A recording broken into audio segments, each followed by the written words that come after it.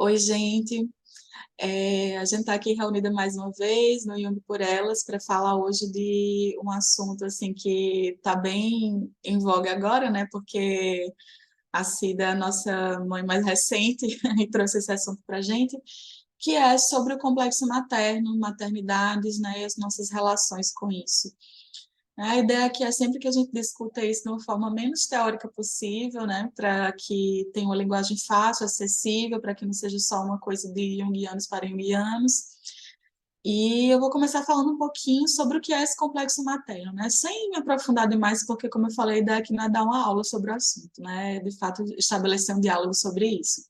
Então, o complexo materno seria esse centro na psique, né, de toda pessoa, que tem dois aspectos principais, né? Elas se formam a partir de dois aspectos principais. O primeiro, que é a experiência, né, que cada um tem com a própria mãe, ou, enfim, com a mãe pessoal, e também com a imagem, né, da grande mãe, esse arquétipo da grande mãe.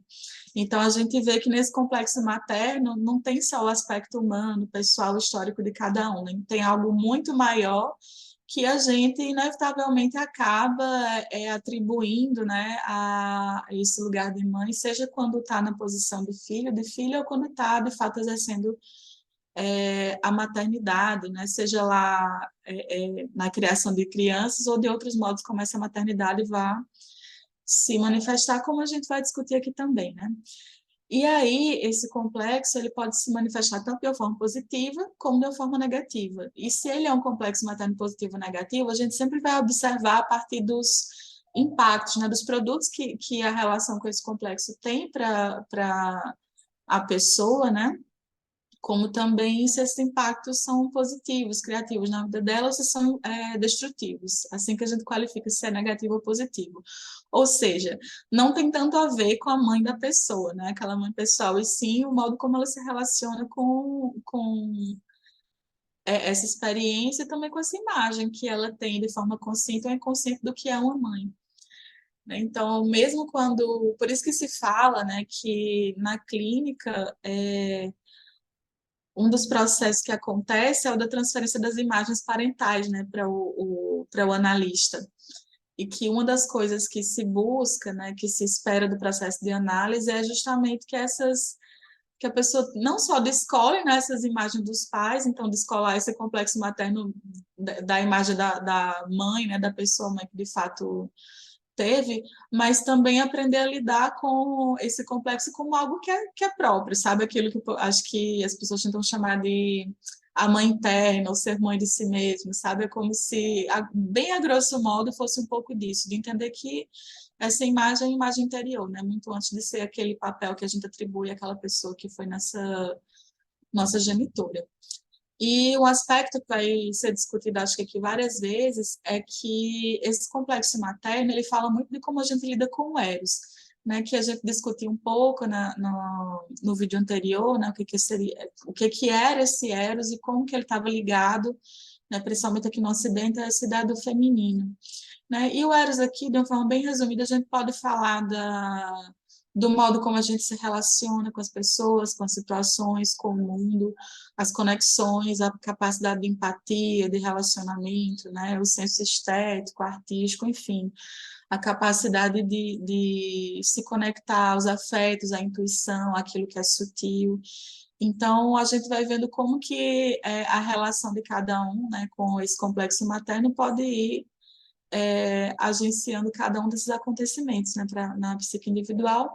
E, além disso, falando de forma mais prática, né, a gente vai falar um pouquinho sobre a maternidade, sobre não maternidades, né, outros modos como essa maternidade pode ser expressa. E eu espero que vocês gostem aqui, que compartilhem também os comentários de vocês, as dúvidas, porque a gente sempre está aberta a ver essa troca. Eu vou agora passar a palavra para a Cida, né, que foi quem trouxe o tema para a gente, para ela falar um pouquinho, né, de como que isso tocou ela e tem tocado, né?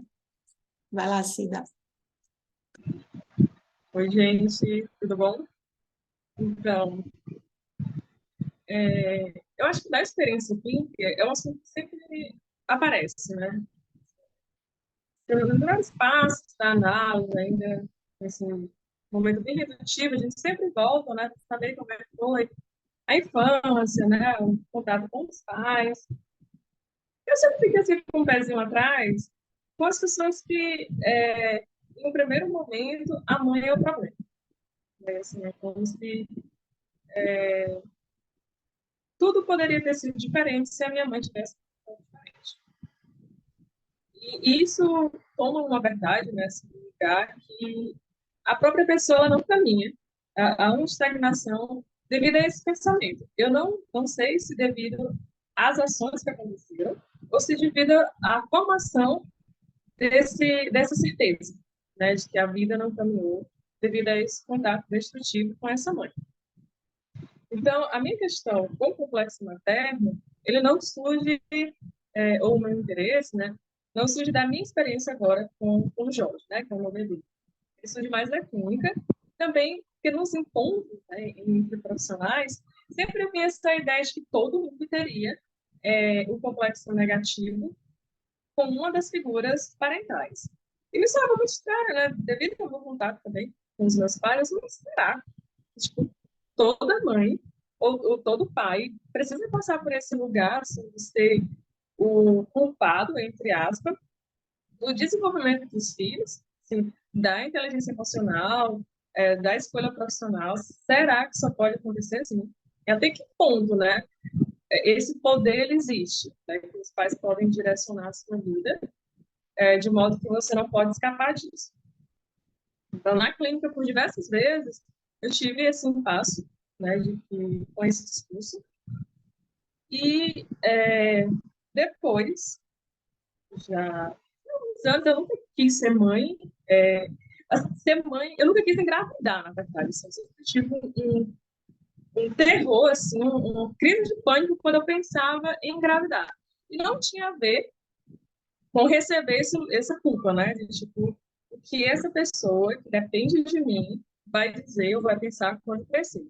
Não era essa a minha questão, a questão era outra. Assim, eu só não queria abrir mão das minhas escolhas pessoais para abrigar uma outra pessoa. Sabe, assim, a minha questão era bem com o corpo mesmo, não é uma questão estética somente, mas era uma questão, tipo, eu não quero que uma outra pessoa limite as minhas ações. Eu não quero parar de beber 9 meses, eu não quero mudar as atividades que eu gosto de fazer porque eu estou grávida. Eu não quero isso.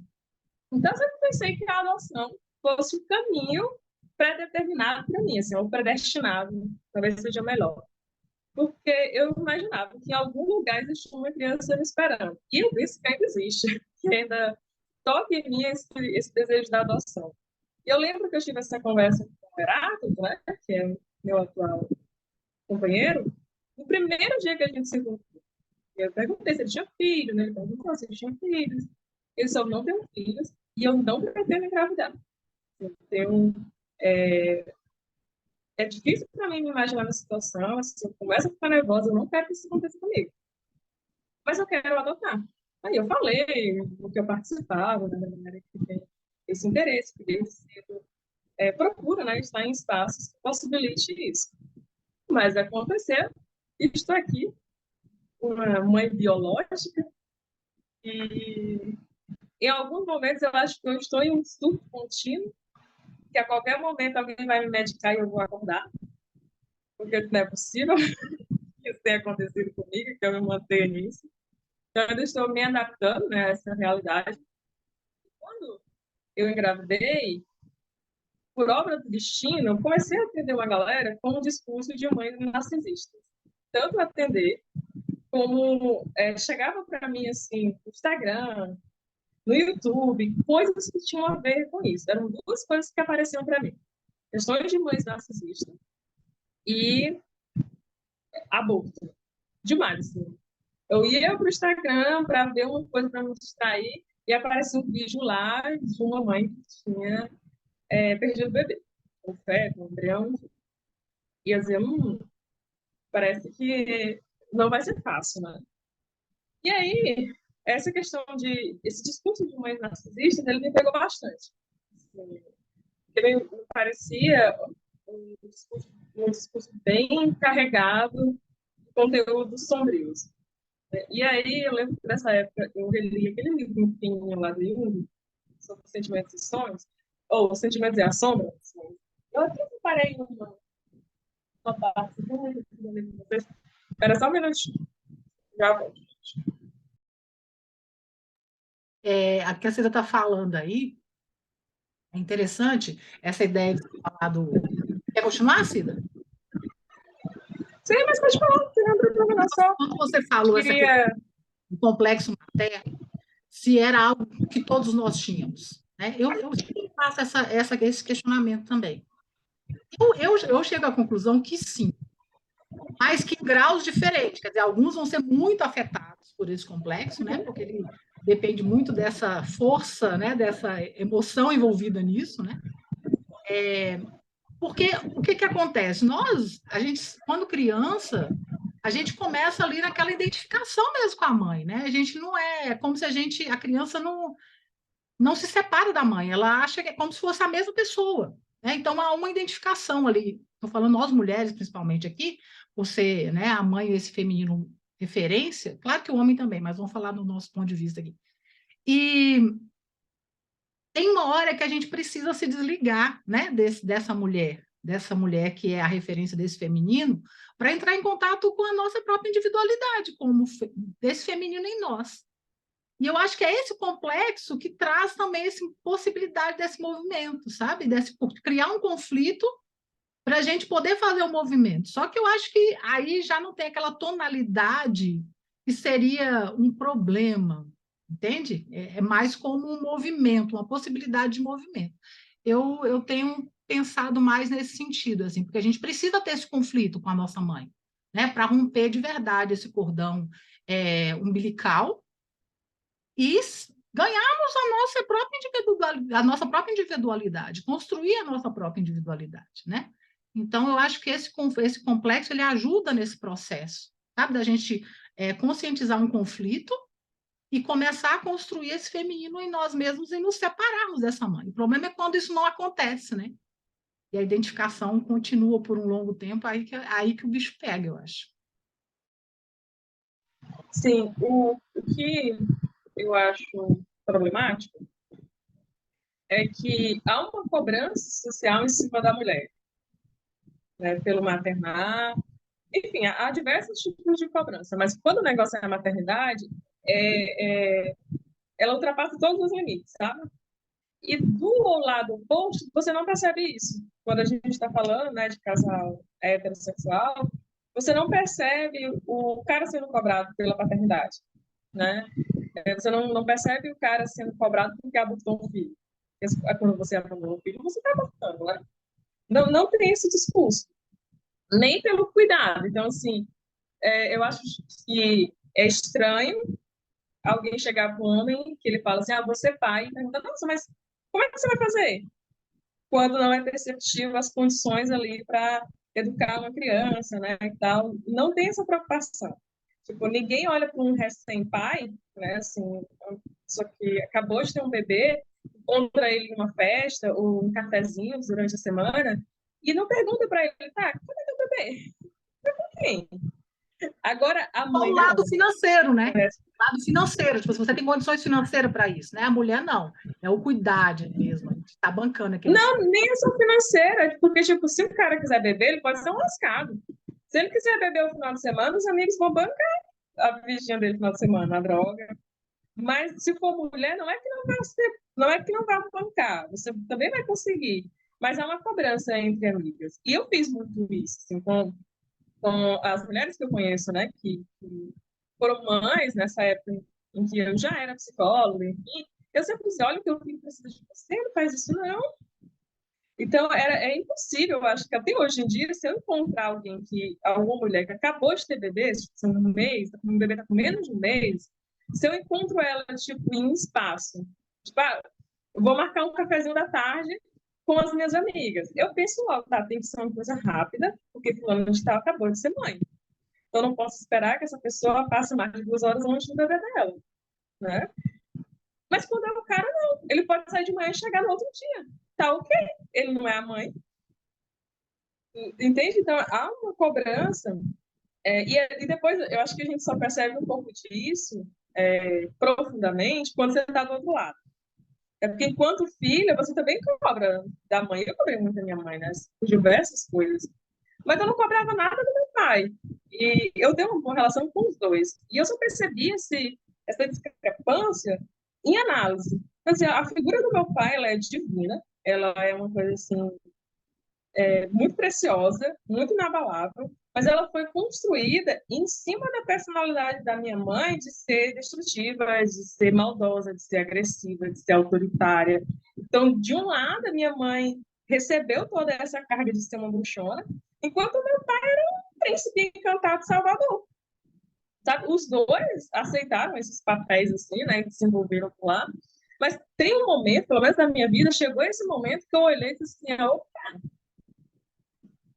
sabe? Quem foi a pessoa que organizou essa parada toda foi a minha mãe, porque ela foi a pessoa que, de fato, foi colocando os limites, e limites são necessários. E é muito doloroso você chegar para alguém e dizer, olha, você não vai fazer tal coisa. E sustentar isso, né? Tipo assim, olha, tem um limite para você fazer essas coisas. E outra pessoa que só te dá possibilidades. Você quer ir? Vá. Você quer tal coisa? Te dou.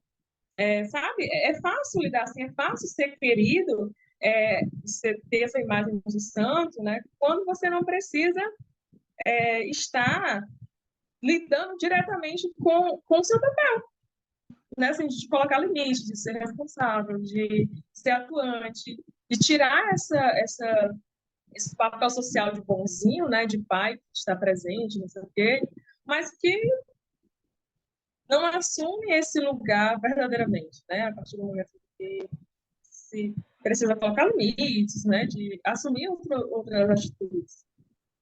É interessante isso que tu falou, porque uma coisa que eu tenho escutado muito ultimamente é de mulheres falando assim, ah, não queria ser mãe não, eu queria ser pai, né? Porque realmente é um lugar social muito diferente, é um lugar familiar muito diferente, né? E, ao mesmo tempo, é muito comum para mim ver na clínica algumas mulheres principalmente, né, e curiosamente, que julgam muito, né, as mães, não porque essas mães não mereçam certos julgamentos, mas quando você vai observar a imagem da mãe como um demônio é colocada do outro lado do pai como se fosse um deus, né, um herói, uma figura muito idealizada. Mas quando você vai realmente ver como que aconteceu a criação dos filhos, né, como que era esse pai e tal, você vê a carga que ficou, né, em cima daquela mãe para ser tudo na vida dos filhos. Né? Então, assim, não é o ponto de se questionar se é uma boa mãe ou não, se mereceu ou não o julgamento, se merece ou não o amor dos filhos, né? Mas realmente dessa disparidade que existe, né, entre quando se está julgando o que é um homem exercendo, o que é um pai, né, e o que é uma mãe. E todas as responsabilidades que são jogadas em cima dessa figura materna, né? E é muito gritante, assim. E muitas vezes essa negatividade desse complexo materno, a gente só consegue, às vezes, ir abordando, né? E mudando de alguma forma, olhando para esse outro lado também, né? De quem foi esse pai, para tentar, pelo menos, medir qual que é a responsabilidade realmente daquela mãe, até no modo como ela conseguiu exercer a maternidade dela, né? Eu acho que aí a Sim, gente ó, toca. só um minuto, Bela. Eu lembro que quando o Jorge estava para nascer, eu atendi até no último dia, né? Eu lembro que uma paciente me disse assim, eu falei, eu vou tirar só 15 dias de licença e eu volto para o atendimento. Ela, não, para o meu atendimento, não. Você pode tirar sua licença. E eu fiquei tipo, não, mas eu volto. E isso aconteceu com outras duas pessoas, né, mulheres. Não, não volte não. Você vai tirar sua licença. E eu fiquei, não, mas não vai precisar 15 dias, tá bom. E depois que o Jorge nasceu, eu atendi desde a primeira semana. Né, e com o Jorge no colo. E eu contei muito com a generosidade dos meus pacientes, tá, com mulheres, né? E, tipo, sempre era questionado, o Jorge tá bem? Né, assim, você precisa de um tempinho com ele? Mas eu não sei se, tipo, a galera do Heráclito fazia a mesma coisa. Você entende? Assim, tipo, a minha licença, ela aconteceu, com os meus pacientes que eu também anunciei, mas Heráclito não tirou licença.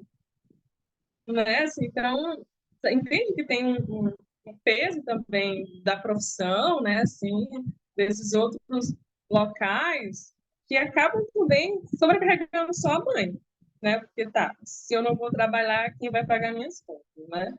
E tipo assim, eu vou trabalhar e cuidar do bebê, porque será que eu tô trabalhando e quem está cuidando do bebê? Então, tipo, você entra em um local, assim, que a escalada de dificuldades vão aumentando muito. Mas ainda bem que na psicologia existe, assim, pelo menos na clínica, né? Na minha clínica, existe uma possibilidade de negociação, sabe? Assim, eu entendo esse lugar também da maternidade como já tendo alterações, sabe? Porque as pessoas que me procuram hoje em dia, eu já digo, olha, eu tenho um bebê, eu tenho 3 meses, e ele mama em livre demanda. Então, se precisar, eu vou sair do atendimento para socorrer ele. E, tipo, todo mundo é de boas, ninguém tipo, saiu da análise porque eu tive um bebê. Ninguém saiu da análise porque tá hora eu precisei cancelar para o médico. Ninguém. Né? Então, tem esse lugar também, assim, de generoso, compreensivo, sabe? Mas a Bela ia falar também, né? Também é importante. Eu ia falar que quando toca nessa parte do paterno, assim, né? Me chama muita atenção que a gente tá bem mobilizado porque a gente está fazendo, eu e a Júlia está fazendo a leitura do PUR, e faz muito sentido a gente pensar dentro dessa dinâmica, né? De homens que não entram na relação. Então, de repente, o cara busca dentro dessas relações uma continuação do lugar familiar materno, assim, né? Em relação a essa mulher. E aí talvez seja um duplo maternar, né? Para além dos filhos, também desse homem, assim, né? Que entra já nesse lugar e o como é importante a gente pensar esse tema para trazer ele para a consciência mesmo, assim, nas próprias relações. Porque o inverso também é verdade, né? Também pode ter um papel de uma mulher que espera um lugar paterno desse homem, e ambos ficam em uma posição talvez infantil, e isso é muito complicado quando a gente vai pensar na criação dos filhos, né? Depois, quando há essa opção, né? Quando se opta por isso, assim. Porque aí você tem um não desenvolvimento e uma extensão ali da coisa, né? E as coisas vão se confundindo e vão ficando em uma zona nebulosa, inconsciente ali, que a gente passa a não fazer uma diferenciação, né?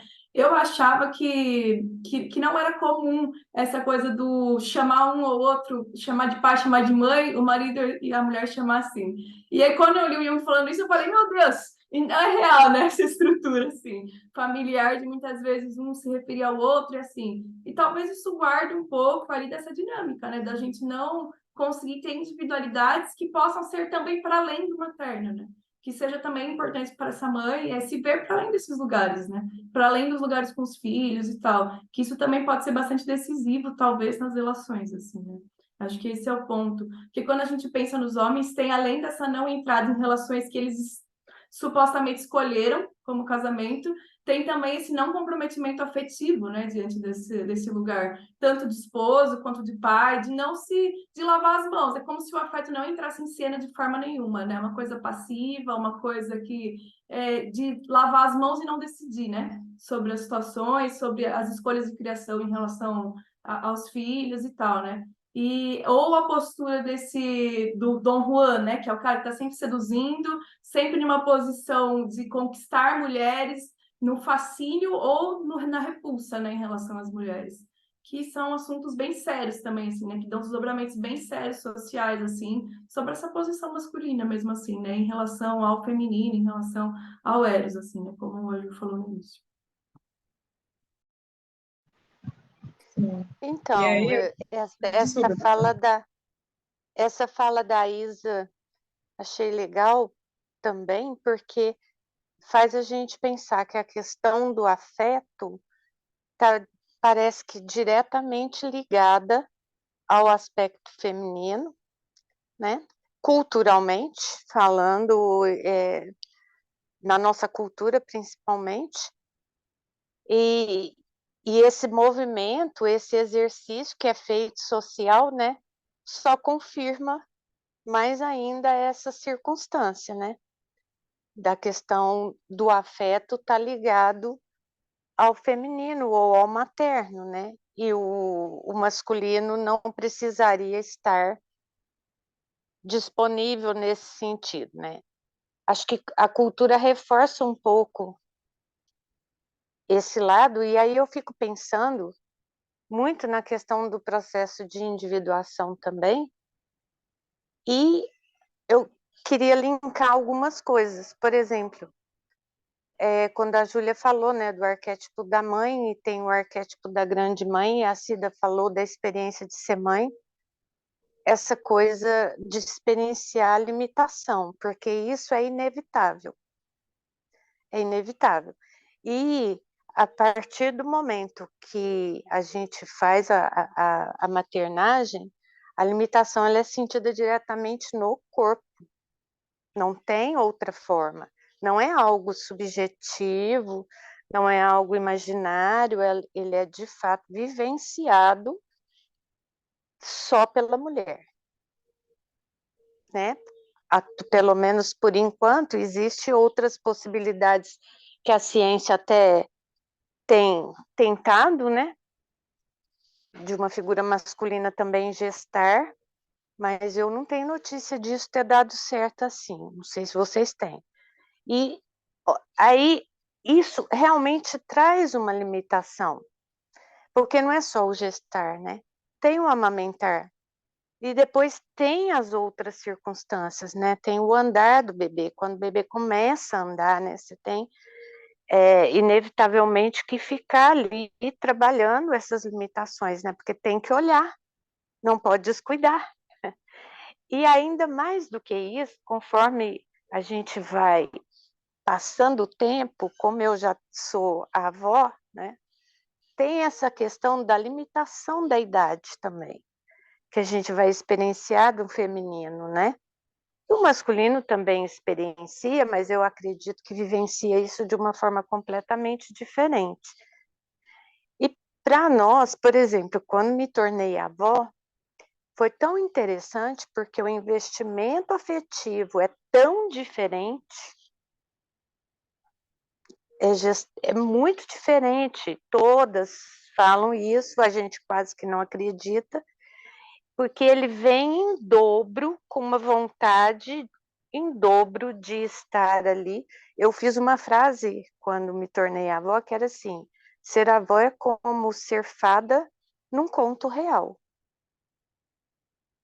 Porque você experimenta isso mesmo, que você vai poder magicamente estar ali, seja de que forma for, mesmo que não seja fisicamente.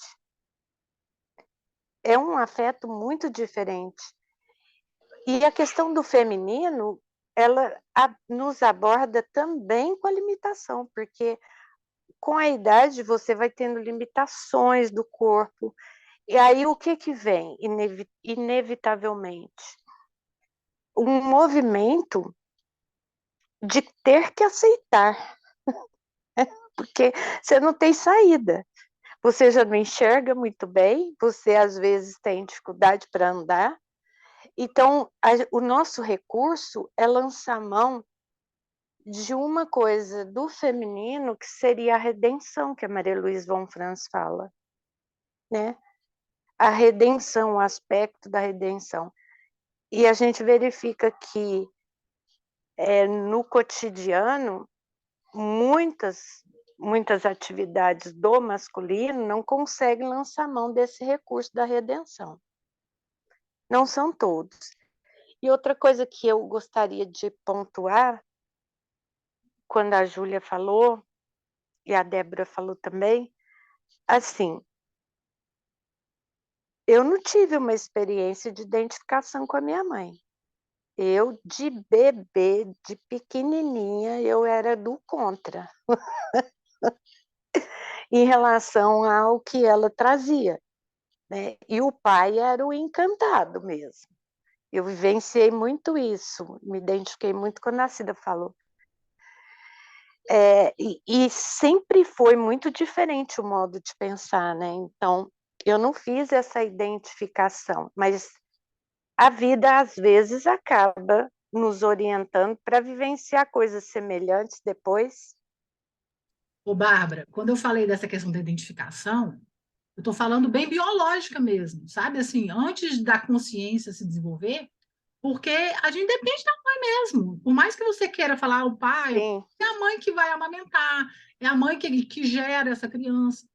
Então, assim, essa identificação que eu estou falando é biológica mesmo, que no início, né, não se tem essa separação da mãe, é como se a criança ainda fosse ligada a essa mãe, por um período, né? Ela não sabe o que é ela, o que é a mãe.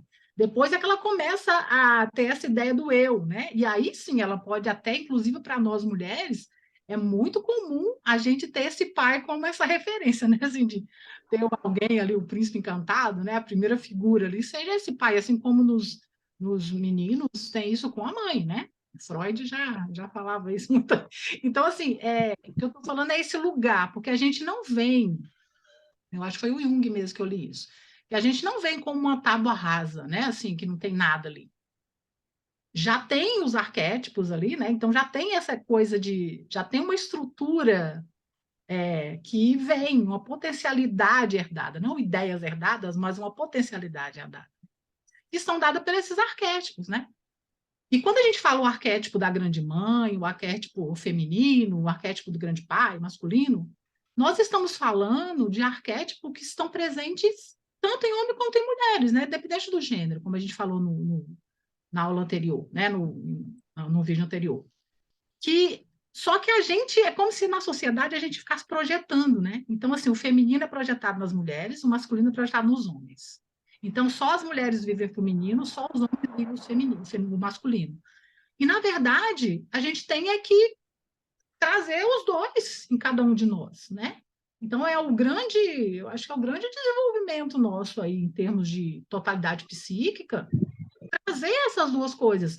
E aí, quando a gente traz isso, é quando a gente pensa, muitas vezes, hoje em dia, você tem aí casais, né, de homens querendo exercer a maternidade. Aí muita gente vem com preconceito, de falar, tem que ter uma referência materna. Pô, mas ele pode ter uma referência materna, porque os homens também têm o arquétipo da grande mãe.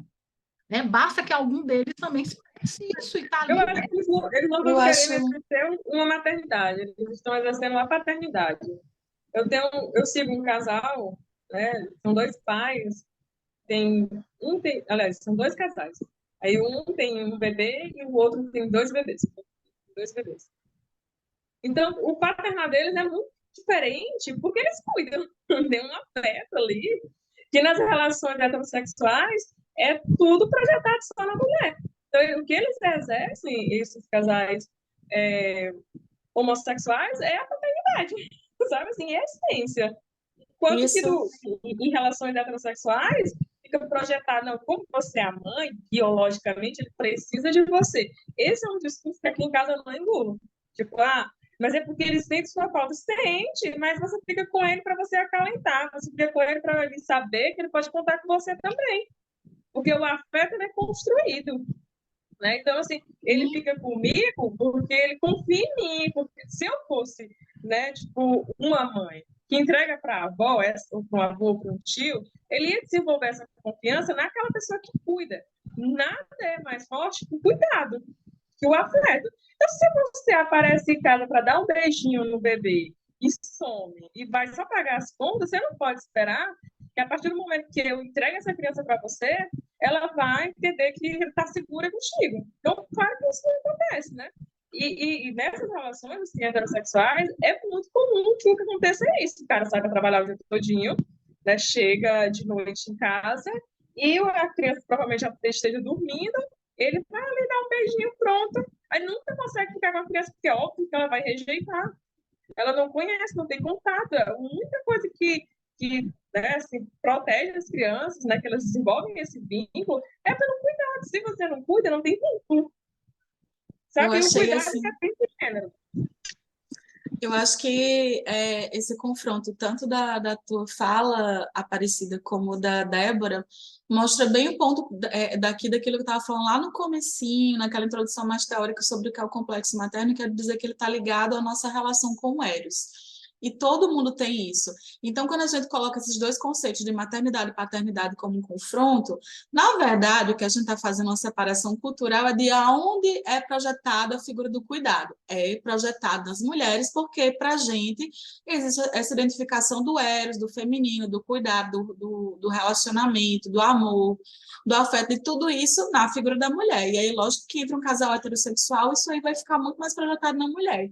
Porém, por que é que a gente está retirando da paternidade, né, esse conteúdo erótico, que é o do cuidado, do afeto, tudo isso que eu acabei de falar? Porque, enfim, a gente não projeta tão fácil, né, essa ideia nos homens. E porque quando a gente está falando desse eros, é porque esse eros é mais consciente nas mulheres, simplesmente assim, não simplesmente, né, mas também por esse fator cultural muito forte, que nos homens não é. Porém, quando os homens têm filhos, eles estão exercendo uma paternidade ou uma maternidade, né? A gente só tem como qualificar isso quando a gente pega o cuidado e coloca na maternidade, mas no final das contas, né, o que é você ter um filho? É você se propor a criar uma pessoa. A tarefa de criar filhos é você criar uma pessoa. E o cuidado sempre deveria estar incluído aí, independente de ser homem ou mulher que está exercendo esse papel, independente se são os pais biológicos ou não. Porque até quando a gente pensa, por exemplo, em maternidade por adoção, todo esse componente biológico da criança, da identificação com a mãe, da alimentação do corpo, isso aí já sai bastante de cena. Né? Então, toda a parentalidade, né, que é uma palavra, inclusive, que hoje se propõe como substituto, que não vai substituir, né? Mas, assim, mas para dizer que existe essa ideia de se pensar em parentalidade ao invés de pensar em maternidade e paternidade, né? Para, inclusive, numa tentativa mais de entender que existe uma simultaneidade de coisas aí. A gente vai se pensar em quantas mulheres são chefes de família, quantas mães ocupam todo o cuidado, né? Tanto daquilo que a gente considera como materno, como paterno, né, diante dos filhos, ou pais mesmo também que exercem todos esses cuidados. Então, não estou falando aqui como uma defesa da gente sumir com esses nomes de paternidade, maternidade, não é disso que eu estou falando, né? Mas mostrar o quanto que é interessante, né? Quando a gente pensa, por exemplo, num casal homossexual que decide que vai adotar um filho, né? E como é fácil para a gente perceber que existe uma diferença ali, porque eles efetivamente cuidam. Então a gente descobre que pais podem cuidar também. E que esse elemento erótico, que costuma ser inconsciente, tão inconsciente na maioria dos homens, pode ser tornado consciente. Afinal de contas, isso faz parte do processo de individuação deles, né? Para eles serem pessoas e não só homens. Né? Assim como, né? E assim como também não serem só pais naquilo que a gente entende, né? Serem pessoas que eu cuidam. falei essa questão do projetar, é justamente isso, porque essa construção social, sei lá, que projeta isso, assim, a gente tem uma tendência a fazer isso, né? De a mulher projetar nas mulheres esse feminino, esse eros, né? Esse cuidar, projetar nos homens esse papel, quando na verdade são princípios psicológicos que devem caminhar juntos, né? Então, na verdade, eu tenho que uma boa mãe, ela tem que trazer esses dois aspectos nela. Um bom pai tem que trazer esses dois aspectos. Quando eu falei isso de você também ter, e onde você busca, né, essa coisa do cuidar, né, onde que está essa referência? Está ligado a esse arquétipo dessa grande mãe. E essa coisa do ser capaz de ir para o mundo, de se diferenciar, está nesse arquétipo do grande pai. Né? Então, assim, são coisas em nós, é porque a gente está projetando isso nessas pessoas, o homem e a mulher, né? E como diz, como é que eu vou dizer? É até aceitável, não é a palavra aceitável, não. É até a gente consegue entender como que isso se dá, essa projeção, porque justamente a mulher é quem tem esse papel, né? De ter um útero, de acolher isso por um tempo, de ficar ali incubando esse negócio, né? De trazer isso. Então, assim, compreensível que essa projeção se dê desse feminino nessa mulher, entende? Mas o que a gente tem que ir além disso, eu acho que a gente tem que avançar, né? E a gente já avançou tanto nessas pautas feministas e tudo, né? Que eu acho que agora o avanço tem que ser um avanço psicológico. É uma pauta, porque eu falo assim, não adianta a gente ficar aí combatendo o patriarcado externo, sendo que o maior macho escroto está em mim, né? Esse macho que fica me podando, esse é o mais perigoso, né? Esse que eu carrego, sabe? Que vem ali das coisas que eu fico ali, a gente como mulher, a gente sabe disso. Quanto que a gente o tempo todo, não, você não é suficiente, você não sei o que, as cobranças, eu não sou mãe, mas eu sei da minha mãe e vejo nas pessoas da minha família, as minhas irmãs, né? Como é pesado essa coisa de ser mãe, né? As pessoas falam, ser mãe é padecer no paraíso. Eu falei, ui, padecer tanto faz no paraíso ou no inferno, né? É padecer. Né? Então, assim, essa coisa de que é um sacrifício, né? O sacro ofício de ser mãe, então a mãe fica ali naquele lugar sagrado, né? Eu acho que a gente já tem que evoluir isso para cada vez mais a gente conseguir encaminhar nesse lugar que a Bárbara está falando aí, né? Da nossa individuação mesmo. A gente se tornar Eu só queria mais a gente. completar com que eu acho que a gente chegou num lugar que é o seguinte, eu entendo, né? Acho que vocês também.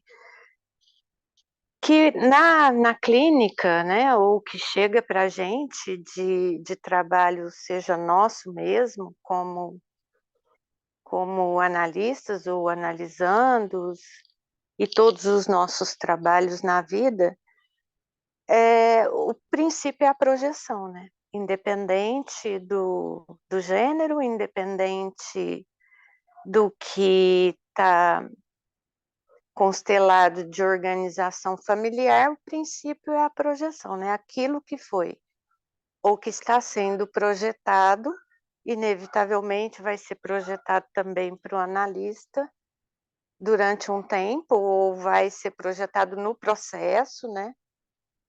Que esse seria o grande trabalho. Eu lembro de novo o livro da Maria Luísa von Franz, porque esse papo me levou para ele de novo, que é o Reflexos da Alma, que ela fala que o principal objetivo do processo da psicoterapia ou da análise é a retirada de projeções, porque sem a retirada de projeção, nós não fazemos o caminho para inverso, né? Para nós mesmos. Só queria completar isso. E agora, finalmente, eu vou ler a passagem. Mas nessa discussão, o Jung estava falando sobre os santos, né? Porque primeiro ele estava explicando que alguns teólogos procuravam, né, para discutir o texto dele de Resposta a Jó. E aí ele vai explicando que um questionou por que eles tinham colocado Jesus e Maria como não humanos, né, como deuses. Porque aí ele começa a explicar, ó, todo humano peca. Jesus não pecava, Maria não pecava. Né? Jesus é o fruto, né, do sagrado, é aquele que não tem pecado. E Maria é exatamente essa, né, que também não pecou. Se todo ser humano peca e eles não são pecadores, logo eles não são humanos. Eles podem ser deuses, eles podem ser anjos, e eles não podem ser animais, né? Porque tem que ser sempre nessa concepção, né, iluminados. Então, são deuses. E aí o teólogo aceitou isso. E ele vai explicando que, tipo, é fácil conceber uma imagem de santo quando você não conhece a história da pessoa. Então, se você pega a história pessoal dos santos católicos, você vai perceber que alguns deles não passavam de escrotos. O que fizeram com a família, o que fizeram no contexto ali do dia a dia, eram escrotíssimos. Mas como você vai conhecer, né, na palavra, os aspectos bons, né, o que é contado da história daquela pessoa e o que pode ser contado, aí essa imagem de santo ela pode ser construída. E aí ele fala de uma situação em que ele conheceu um homem que tinha esses aspectos de santo também. Aí ele coloca: um dia vi um verdadeiro santo. Infelizmente não posso lhe dar os maiores detalhes. Durante 3 dias conversei com ele, afundando-me cada dia mais em minha pecaminosidade e imperfeição. Na noite do 3º dia, não restava mais muito de mim. Na outra manhã, a mulher dele me procurou. Bem, aí conheci outra versão de toda essa maravilha. Desenterrei-me novamente e estava perfeitamente recomposto. Para mim bastava. Percebi. Essa então é assim chamada santidade. Então, a santidade depende da versão da história que você escuta. E isso também leva para a maternidade, porque se a gente pudesse atender os dois lados, né? Da pessoa, da filha e da mãe, do filho e da mãe, você ia perceber aspectos completamente diferentes da mesma história, né? Assim, do que é que teria, de fato, colaborado ali para chegar em determinadas situações. Então, é fácil você ouvir uma história e automaticamente encaixar essas pessoas em determinados estereótipos, tipo, se minha mãe tem determinadas características, logo ela é uma mãe narcisista, logo ela é culpada por tudo que me aconteceu. E se ela não fosse narcisista, teria uma outra possibilidade, mas ela é. E eu já conheço de antemão o que mães narcisistas fazem com filhos. E essa é a única justificativa que é válida, né? Então, eu trago, né, essa passagem para a gente refletir. Qual é o lado da maternidade, né, que a gente costuma contar e qual é o lado que a gente experiencia. Se a gente já parou para pensar, né, o que é que realmente pode ter acontecido. Até porque é estranho você colocar o outro lado, porque a mãe ela está nesse lugar tal com a Maria, que ela foi responsável por um milagre, né? Ela concebeu. Então ela não pode se maldizer disso. E eu também não posso expor demais, né? Porque a partir do momento que você expõe demais, também já está procurando alguma coisa, né? Então tem, sabe, tem toda uma dificuldade nos contextos e às vezes a gente só conhece, ou a gente só vivenciou parte dele. Né? O que não justifica maldades, obviamente, né? Existem mães escrotas, existem mães que são desgraçadas, e existem filhos também que são escrotos e desgraçados. Eu acho que isso que você falou agora, né, e essa citação que você trouxe do Os Sentimentos e a Sombra, me faz pensar muito nesse lugar também de quantas mães não são terríveis e tiranas porque existe um marido tirano que exige dela um certo posicionamento enquanto mãe que não seria o posicionamento dela necessariamente, ou que não seria o posicionamento moral, as escolhas que ela faria, mas que ela tem aquele fiscal da maternidade. Entende? Então, quantas vezes que a atitude da mãe ela não simplesmente mascara uma ausência do pai, né, que se abstém de lidar diretamente com os filhos, mas que exerce uma fiscalização da maternidade, né? Então, fica sobre essa mulher, às vezes, todo o papel de fazer os filhos darem certo ou darem errado, né, de acordo com certas expectativas. E aí é muito fácil nessas situações, né, o pai sai como aquela figura, um pai muito bom, presente, provedor, né, não brigava com os filhos, não tem nenhum Deus é conflito. perfeito, só engravidou Maria, viu? O resto foi tudo com ela. Pois é. E aí eu acho que se gera, é muito fácil colocar justamente, inclusive, essa ideia, né, essa imagem de Maria sobre as mães, porque é muito fácil a figura do pai assim aparecer como algo positivo com muito pouco, mas por quê? Justamente porque não se espera essa relação do Eros, né, de uma figura masculina. E aí, quando a gente fala de complexo materno, eu fiquei me questionando, né, porque a gente sempre fala assim que existe esse aspecto da experiência com a mãe pessoal, que existe o arquétipo da grande mãe, mas eu fico me perguntando, será que a gente não deveria também estar falando, né, dentro desse complexo materno, da experiência com a ânima do pai, né, com esse aspecto inconsciente erótico da psique do pai pessoal? Será que isso também não está aí junto desse complexo materno, né? Porque acaba indo, por mais que a gente diga assim, não é só da mãe pessoal, mas é ela que a gente se refere, e é compreensível,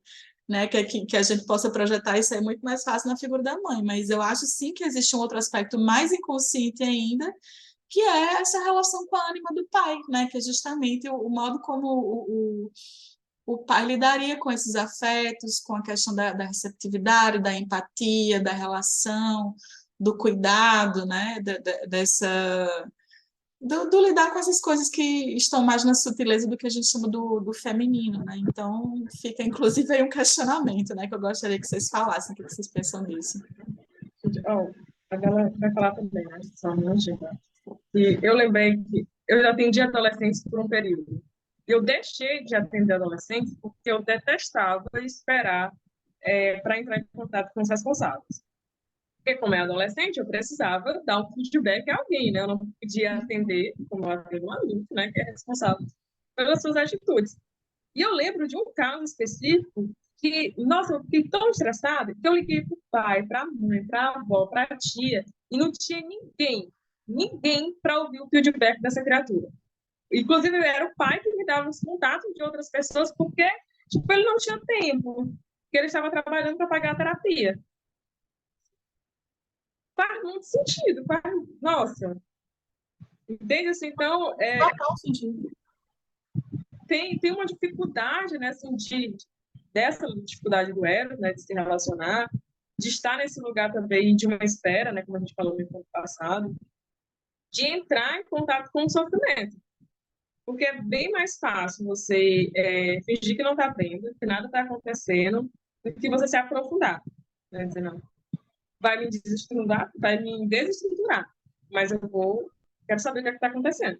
Eu A gente quero até ser falou da última ativa. vez, né, que o vazio e o sofrimento eram coisas que eram muito melhor suportadas dentro de uma consciência do Eros, né, e por mulheres, né? Então, diante de um pai, por exemplo, que se ausenta de lidar com essas questões, é muito fácil também para o filho só se ausentar dessas questões, né? Se for um homem ainda que já tem a tendência de ter um Eros mais inconsciente, então aí lascou tudo, né? Que tipo de pai, né? Que tipo de companheiro que esse homem vai conseguir ser, né?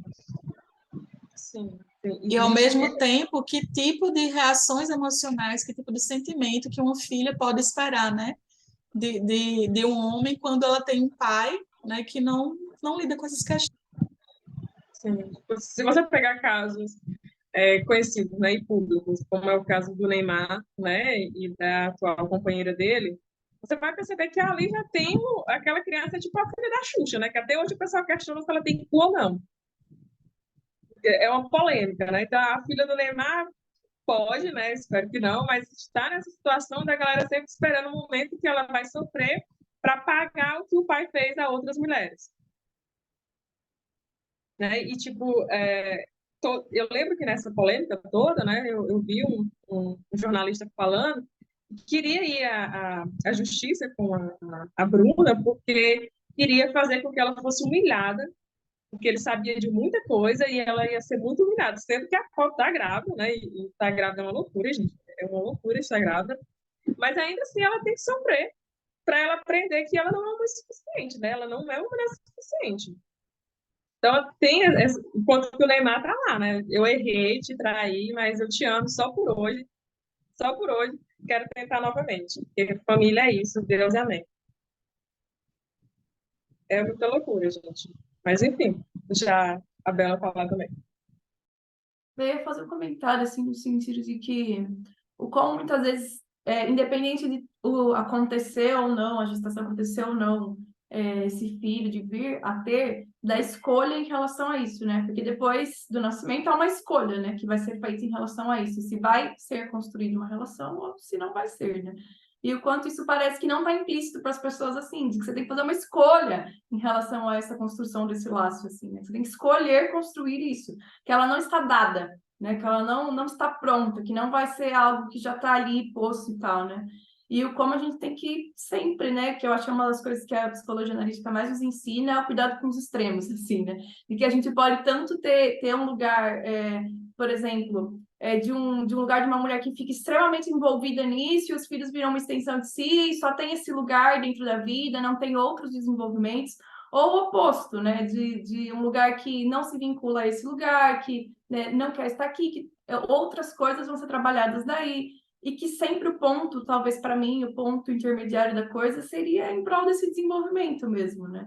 Em relação a fazer uma escolha de desenvolver esse eros, independente se é a mulher ou se é o homem, né? Em relação a isso, a gente se ligar a esses aspectos, exatamente pensando nessa questão da construção dessas relações, né? Que são construções, porque para mim, se não há construção, vira um cuidado técnico, e aquele cuidado de enfermagem, né? Aquele cuidado basilar que você vai dar para a criança ali, né? Se você não faz essa escolha sobre o aspecto erótico em relação a esse lugar, né? Então, era um comentário nesse sentido. Eu achei interessante isso que tu falou, Bela, porque não se coloca, de modo geral, esse afeto, nessa construção depois da gestação como uma escolha, principalmente para a mulher. Na verdade, é colocado como instinto materno, supostamente todas as mulheres teriam instinto materno, né?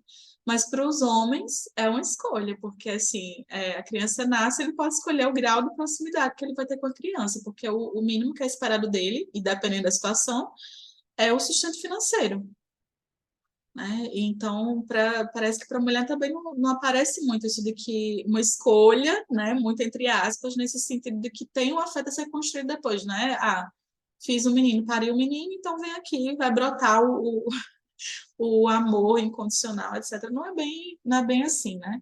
É o instinto E, materno, né? E tanto todo mundo fala, né? Do instinto. pois é, e aí, ao mesmo tempo, né, eu acho que isso traz também a gente para essa questão de ampliar o que é talvez essa maternidade, de que modos que ela pode se expressar, porque existem também as mulheres que escolhem não ser mães, né? Ou que não. É isso, que escolhem não exercer essa maternidade diretamente com o filho, né? Criar uma pessoa.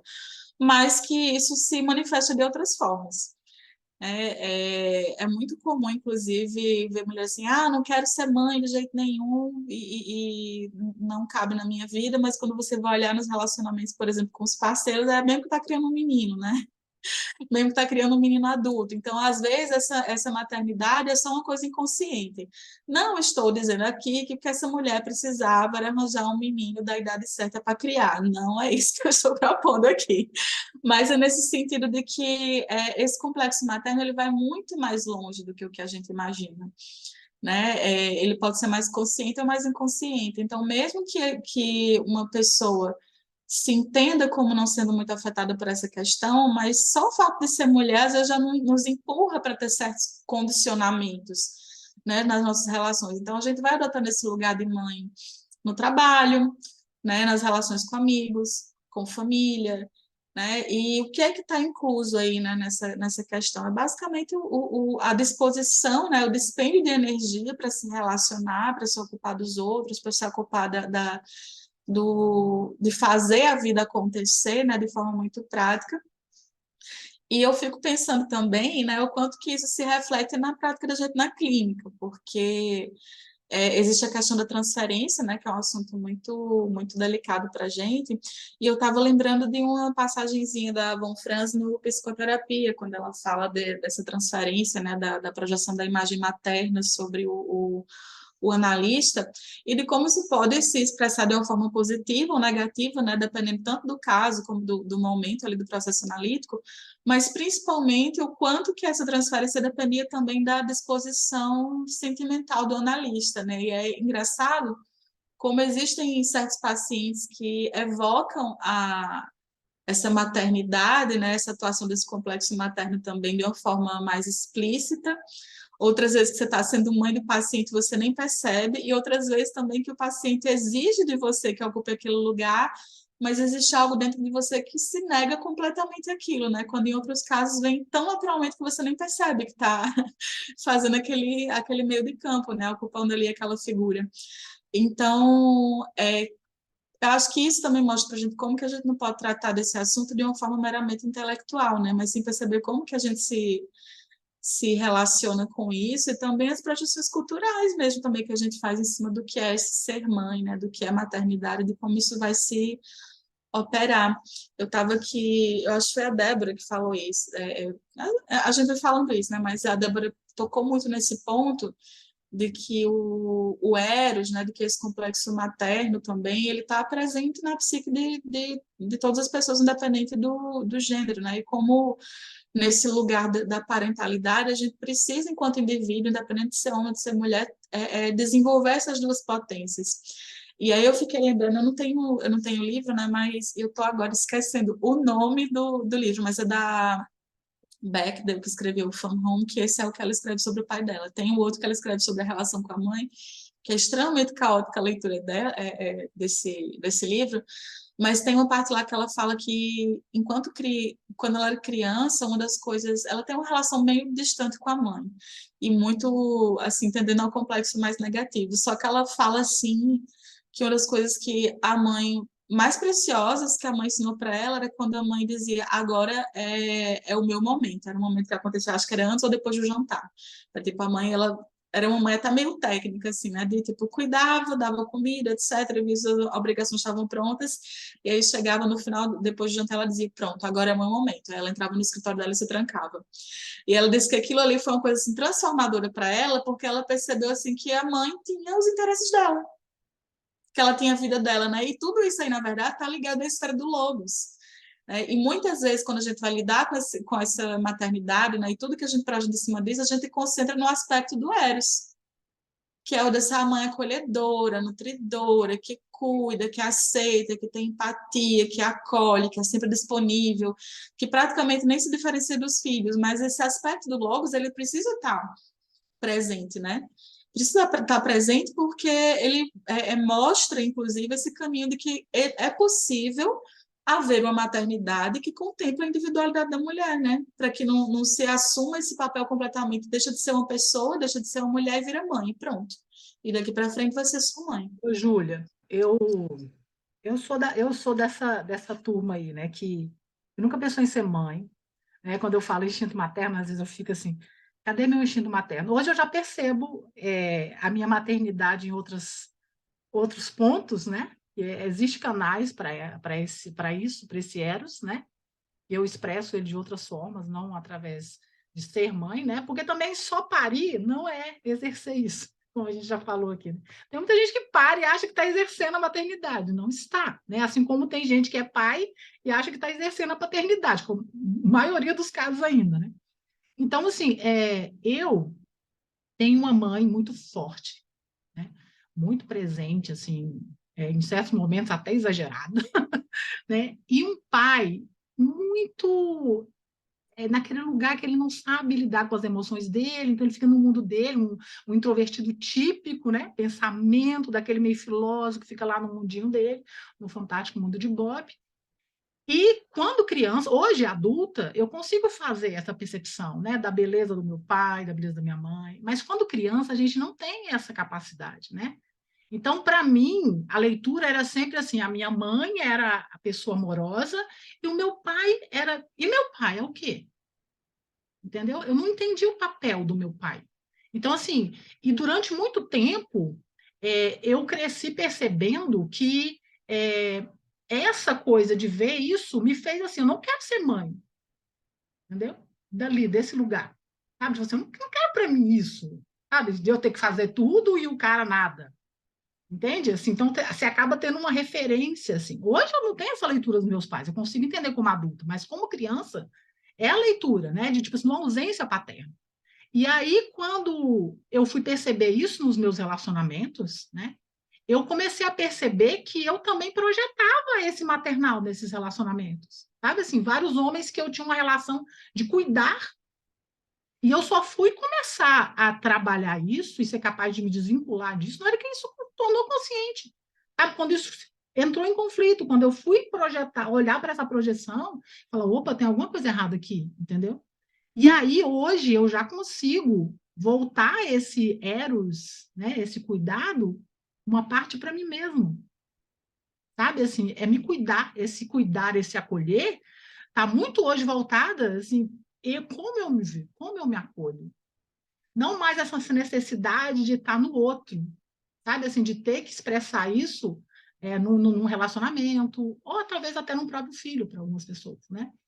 Mas é uma escolha mesmo, sabe? A gente tem que tomar consciência, porque se a gente também não olha para isso, eu acabo percebendo que uma coisa que eu achava assim, uma escolha minha não ser mãe, também não é tão escolha assim, né? Porque conteúdos inconscientes me levaram meio a renegar esse lugar de mãe, de não querer isso para mim, mas de uma forma inconsciente. A partir do momento que eu tomo consciência disso e vejo, olha, essa escolha está nesse lugar, né? E como que agora eu posso ter uma escolha mais livre, porque eu tenho consciência dela, né? Então a gente tomar consciência mesmo de quais são esses complexos, né, que estão ali direcionando às vezes as nossas escolhas, as nossas ações, é que torna a gente mesmo capaz de ter uma escolha livre, né?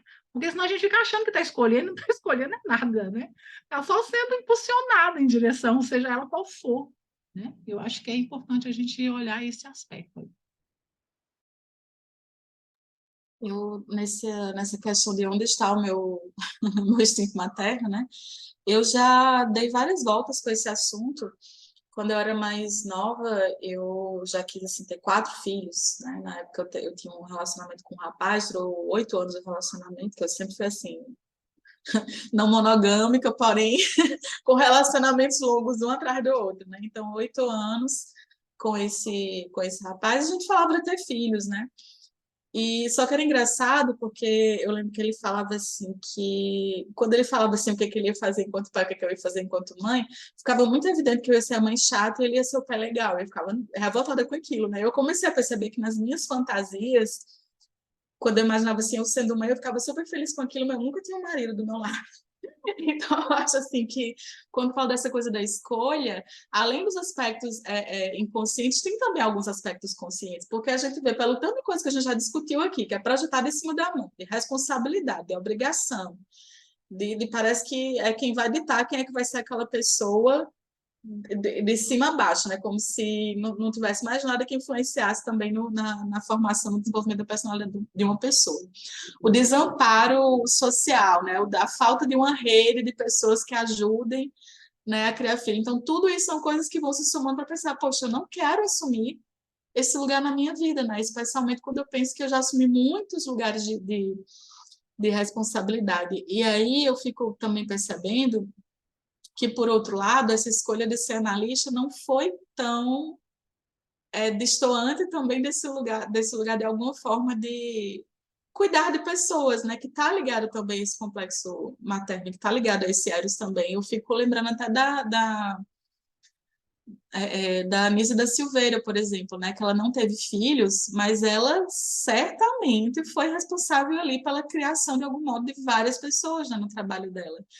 Então, descobrir, né, o que é a relação, descobrir e construir uma relação pessoal com esse complexo materno, às vezes passa por isso também, sabe? De entender onde que a gente vai colocar esse Eros, né? Que não seja só num destino de ser mãe, né? Porque às vezes você até se afasta de como seria realmente um lugar propício para você direcionar, né, essa energia. Nem todo mundo tem isso aí no destino, né? E pensar também que não é só o aspecto psicológico, sabe? Nesse aspecto psicológico tem um monte de outras questões estruturais mesmo que estão envolvidas. E aí, envolvidas tanto para se escolher essa não maternidade, né, que atualmente é a minha escolha, isso pode mudar, mas que nesse momento é a minha escolha, mas também de quantas mulheres às vezes escolhem não serem mães, mas para se esquivar dessas outras situações que são situações reais mesmo, assim, né? De limitação social, cultural mesmo, que torna o ser mãe um lugar, às vezes, horrível e impossível mesmo. Então, quanta gente não deixa de ser mãe e poderia ser uma mãe incrível se tivesse, né, se tivesse política pública, se tivesse rede de apoio, né, se tivesse, enfim, um parceiro presente, independente de ser homem ou de ser mulher, mas que tivesse uma pessoa ali também, de fato atuante, né, não só jogando certos papéis para ela, né. Então, a gente falar de escolha da maternidade é uma coisa bem, bem complicada, né. Eu vivenciei muito isso na época que eu era casada com a mulher, né? Foi o meu segundo relacionamento super longo. E como a gente não podia, por mais que a gente tentasse, né, a gente não podia ter filhos naturalmente, tinha que ser uma escolha. Então, essa coisa de ser uma escolha já nos colocava também em conflito com outras questões, né? Como que essa maternidade seria aceita, como que seria vista, como que seria essa recepção dentro da família, né? Porque quando se trata de um casal hétero, então a gente tem uma certa expectativa de que vai ter um maior apoio familiar na hora de cuidar dessa criança, mas quando é uma criança adotada, e quando é uma criança que tem duas mães, né? Qual é o apoio social que isso realmente encontra? Que tipo de vivência que aquela criança vai ter? Como que eu, enquanto mãe daquela criança, vou conseguir lidar com aquilo? Como que isso afeta no casal, né? Então, para você ver que a maternidade nunca é uma coisa simples, né? Nunca é uma coisa pequena, independente do recorte, nunca é uma coisa pequena. E eu, assim, inclusive nesse ponto eu queria trazer depois uma citaçãozinha do Jung, mas eu trago no final, né? Agora eu vou abrir aqui para quem mais quiser falar. Eu trouxe aqui a carta da Imperatriz, né? A Júlia também é taróloga, né? Não sei se meu brilho está ajudando muito aqui, né? Mas eu adoro essa carta, né? Linda. E geralmente ela é muito representada nesse papel da mãe, né? Assim, do maternar. Mas é essa questão da gente gerar, né? A capacidade desse feminino de gerar e trazer para o mundo a vida. E essa vida pode ser trazida de várias formas, não precisa ser exatamente em forma de um filho, né? Então, a gente pensar aí, é um convite, eu acho que já está na hora da gente ir encerrando aqui, né? Já tem um tempo bom de live, para não ficar muito longa, mas a gente pensar aí, né? O que a gente tem para trazer, né, para esse mundo? Você não trouxe filhos? O que você tem para trazer de seu, né? Então, é pensar nessa imperatriz aqui, né? Que a gente tem aí, não só nós mulheres, mas os homens também, né? E o que a gente tem para trazer para o mundo, né? Para doar e para acolher nesse lugar, né? Fazer gestar, trazer vida. Então, eu fecho aqui a minha fala com Dona Imperatriz.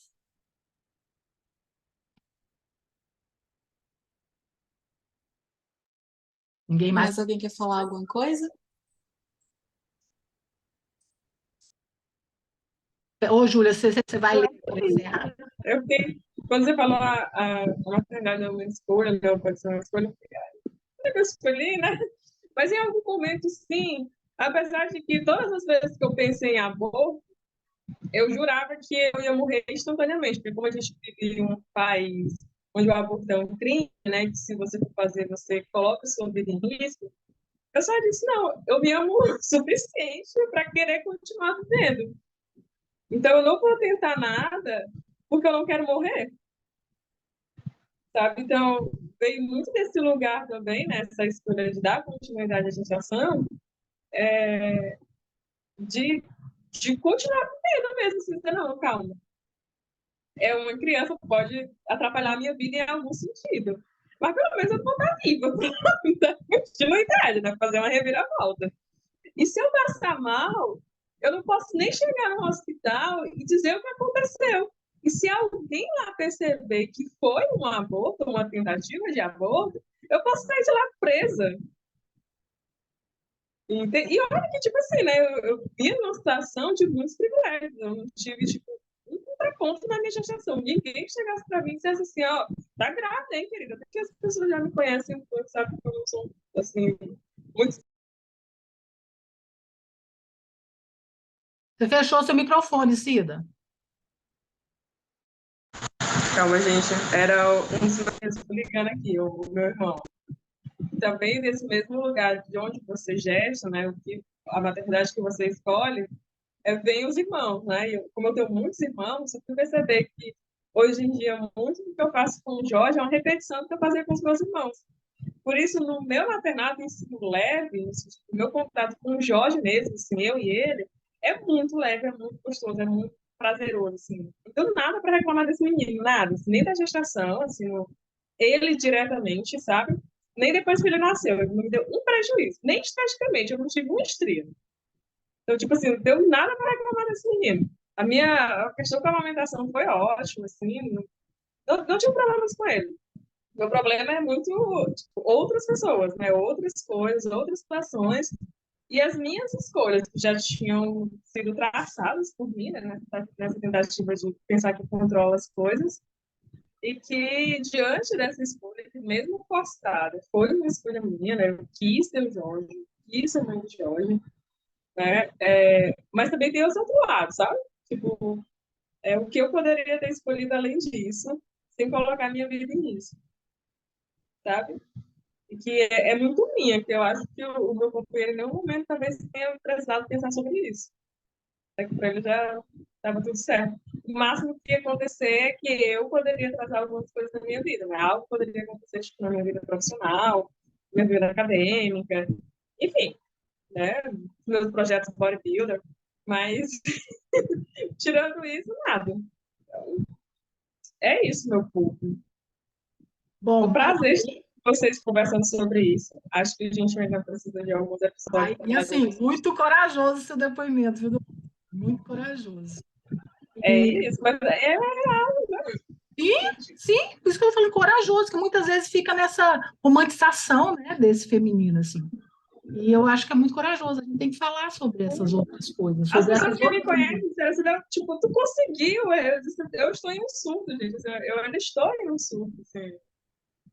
Em algum momento eu vou sair. Quando eu sair, pode ser que aconteça alguma coisa. E outra situação assim, que eu agradeci muito, todos os dias.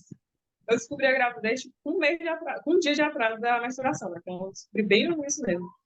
Mas todos os dias eu agradeci por não ser ansiosa nem depressiva. Todos os dias. Teve um dia que eu estava grávida, eu parei e não pensei sobre isso. Todos os dias eu agradeci por não ser ansiosa, não ser depressiva.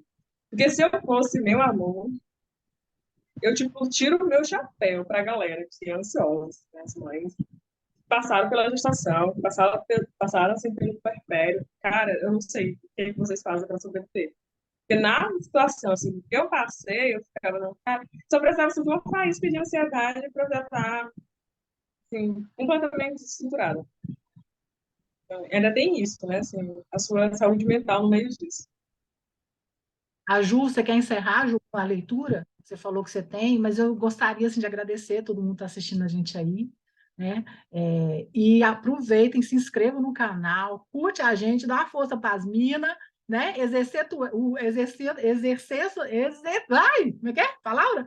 Exerçam, dificuldade. Exerçam o seu Eros aí, né? Acolha a gente, ó. E curta a gente, comente, participe com a gente, porque isso também dá um ânimo para a gente continuar trazendo temas, para a gente continuar se encontrando e debatendo aqui, tá bom? Vamos lá, Ju?